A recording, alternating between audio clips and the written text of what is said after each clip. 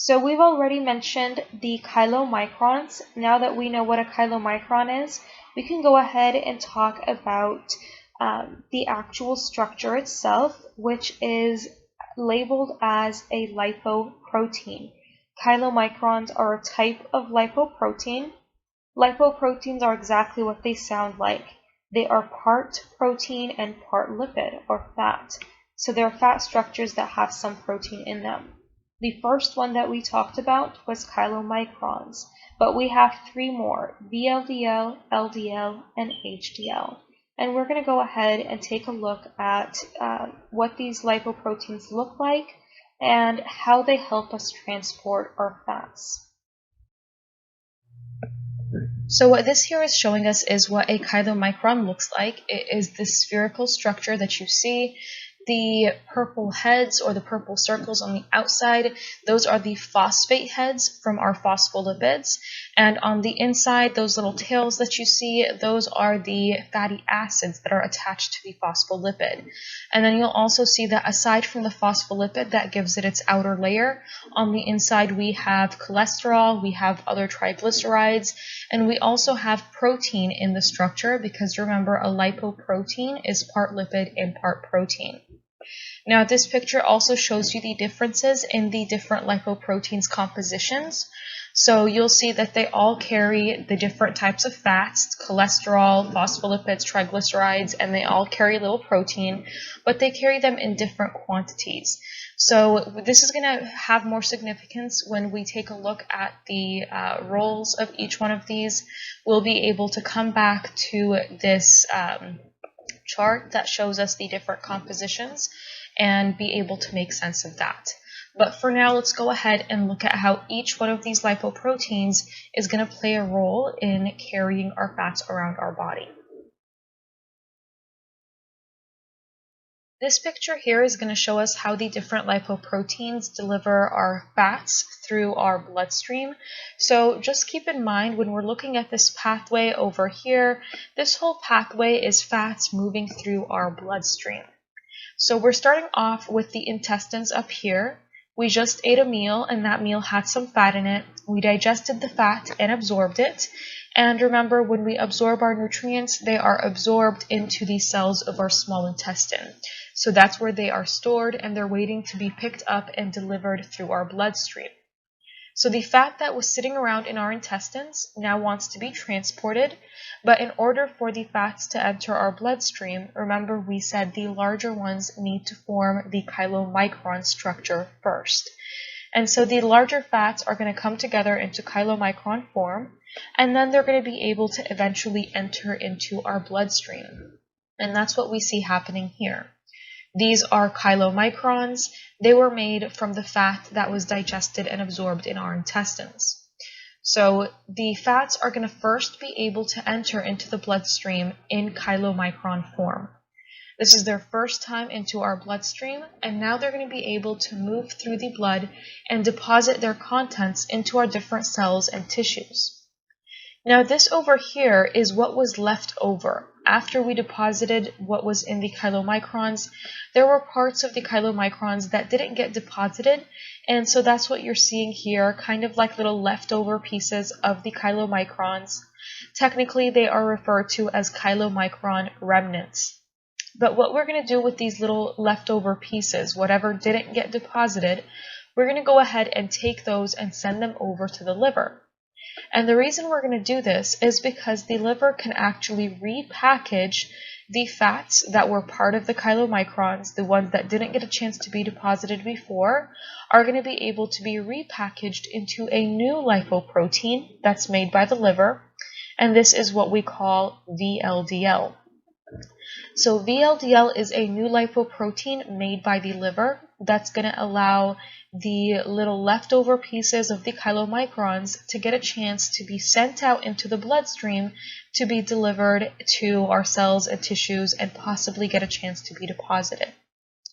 So the liver will make VLDL. It'll include whatever fats it maybe had previously, but also the fats from the leftover chylomicron pieces. VLDL is going to go ahead and take those fats around our body and also try to deposit them around our cells and tissues.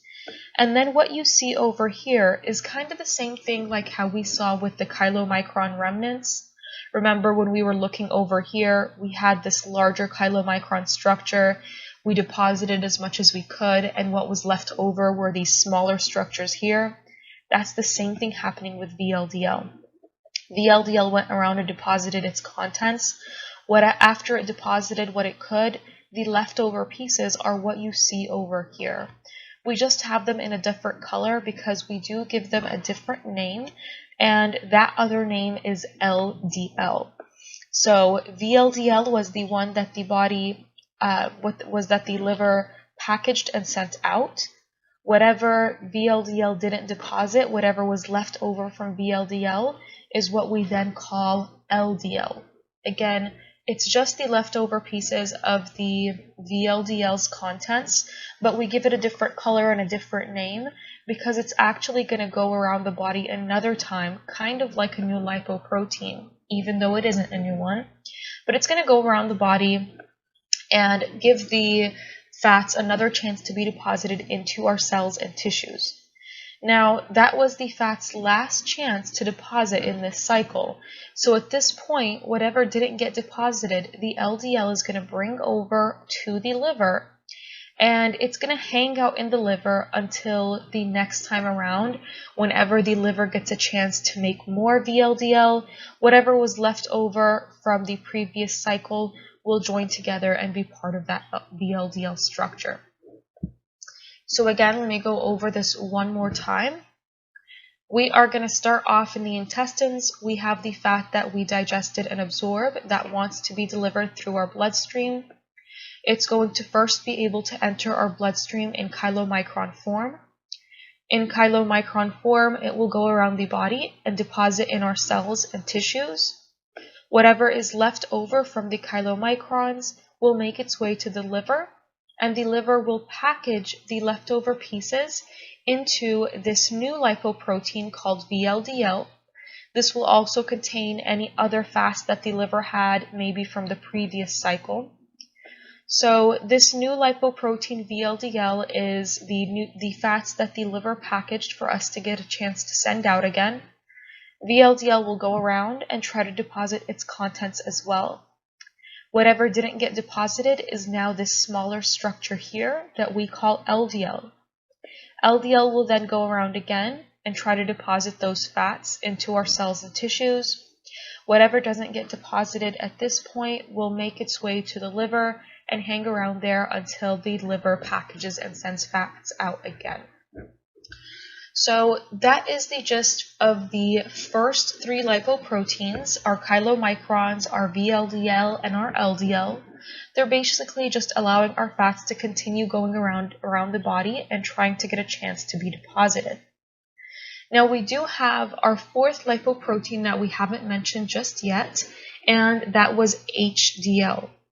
The reason we haven't mentioned HDL yet is because HDL is actually different than the rest. It is a brand new lipoprotein made from the liver, and what it's going to do is actually go around the body and pick up any excess fats, any excess cholesterol that's not being used, and take it over to the liver so that the liver can either get rid of it or maybe convert it to something beneficial. Like, for example, we know that we can make bile out of cholesterol.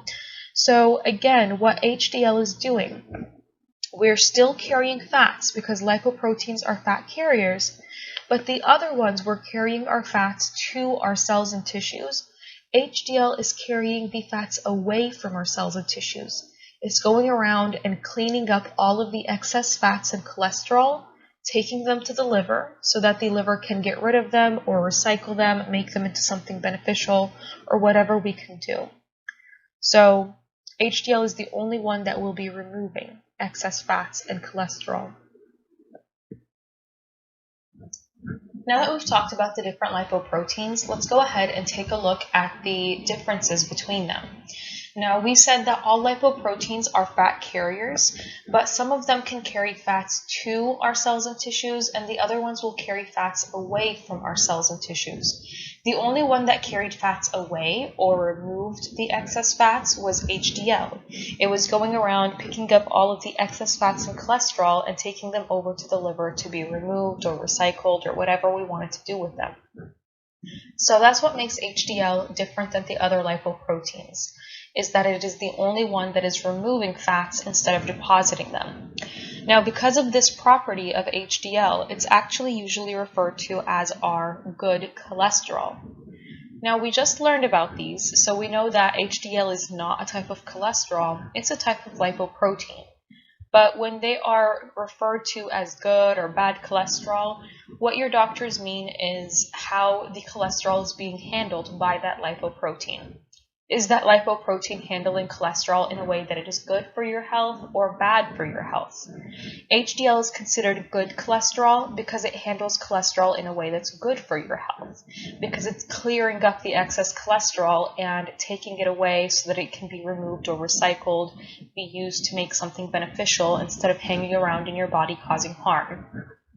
So again, when your doctor tests your blood and sees that you have a bunch of HDL in there, they're viewing that as good because it says you're about to have a bunch of the excess cholesterol cleared up from your system. Now, as for the other three that we have that deposit fats, there's some differences between them as well. Now, we already talked about the good cholesterol, so let's go ahead and take a look at which one would be our bad cholesterol. Now, if we take a look at the three that are depositing fats, the ones that we have left over, these are going to be our Kylo Microns, the Vldl, and the LDL, these three that we're looking at over here. And out of those three, if we take a look, cholesterol is in the highest quantity in LDL. Again, out of the three that are depositing fats, LDL has the most cholesterol, so it's going to be depositing the most cholesterol out of the three lipoproteins. And so for this reason, LDL is the one that is referred to as our bad cholesterol. Again, the reason for this is out of the three lipoproteins that deposit fats, LDL is going to be depositing the most cholesterol in our cells and tissues, where it can possibly cause harm, lead to increased risk of heart disease.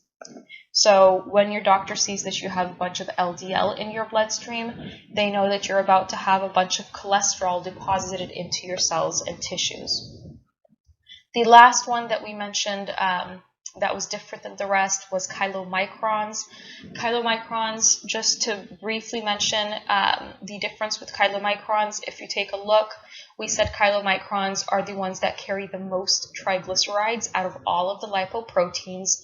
And just in the Kylo Micron structure, you see that most of what it's carrying is triglycerides. And that's why we said that Kylo Microns are our main triglyceride carriers. So again, the main points that I want you to pick out, chylomicrons are going to be the main ones that deposit triglycerides, so they are referred to as our main triglyceride carriers. HDL is referred to as our good cholesterol because it clears up the excess cholesterol from around our body, so it's good for us. LDL is considered your bad cholesterol because out of the three that deposit fats, LDL is going to be depositing the most cholesterol into your cells and tissues.